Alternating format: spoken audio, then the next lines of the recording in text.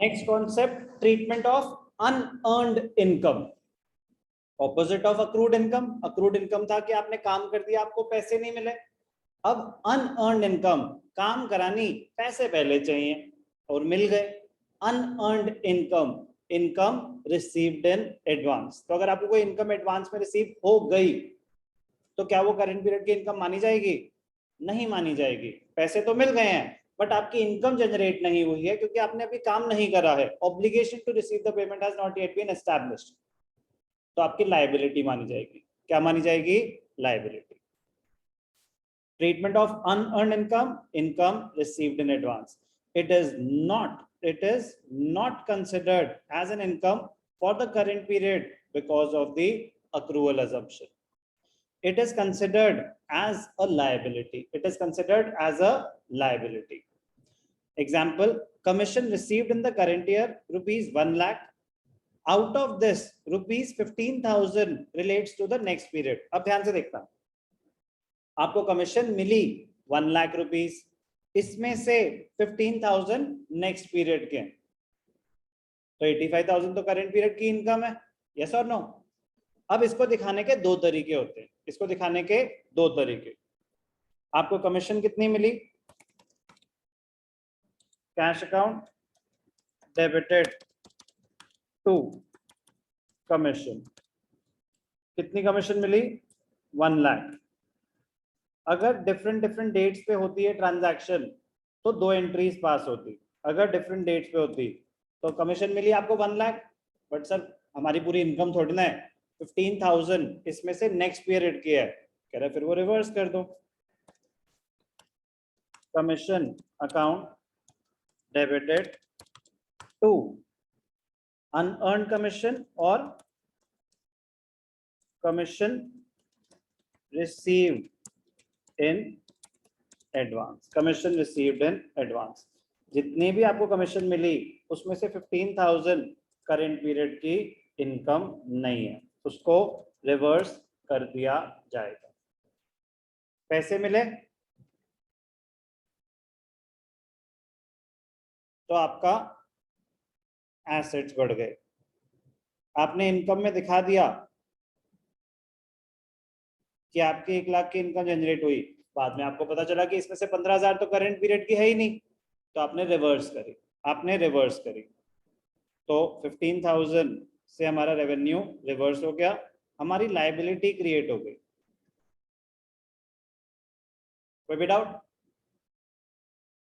ये एंट्री तब पास करी जाती है अगर ये चीजें डिफरेंट डेट पे हुई हो, लेकिन जब मुझे पैसे मिले हैं उसी टाइम पता है कि अगर आपको 1 लाख मिल रहे हैं जिसमें से 15,000 नेक्स्ट पीरियड के हैं, तो आप उसी टाइम स्प्लिट करके दिखा दो, डायरेक्टली कंपाउंड एंट्री पास कर दो।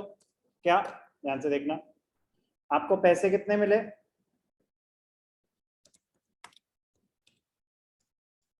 पैसे तो पूरे 1 लाख मिले, बट क्या पूरी की पूरी करंट पीरियड की इनकम है? नहीं है। कमीशन कितनी है करंट पीरियड की income? 85,000। Commission received in advance कितनी है लायबिलिटी? 15,000। अगर जब पैसे मिले उसी टाइम पता है कि कुछ करंट पीरियड की इनकम है, कुछ आगे की है, तो कंपाउंड एंट्री पास करनी चाहिए, बेटर रहता है स्प्लिट करके।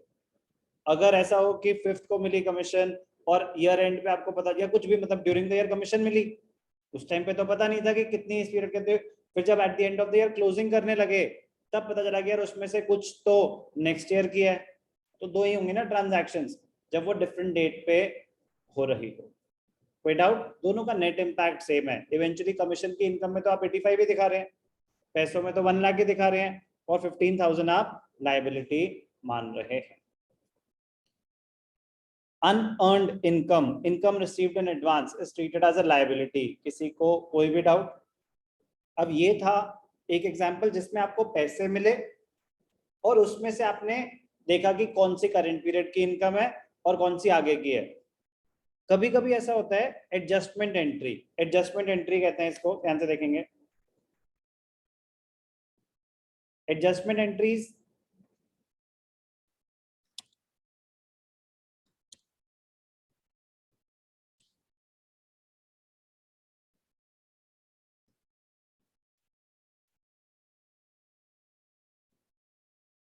एडजस्टमेंट एंट्री का मतलब होता है कि ट्रांजैक्शन ऑलरेडी रिकॉर्डेड थी, जब at the end of the year summarising हुई, बुक्स क्लोज हो रहे थे, तो कुछ एडजस्टमेंट करनी पड़ी अकाउंट्स को फेयर, ट्रू एंड फेयर करने के लिए, करेक्ट पोजीशन दिखाने के लिए।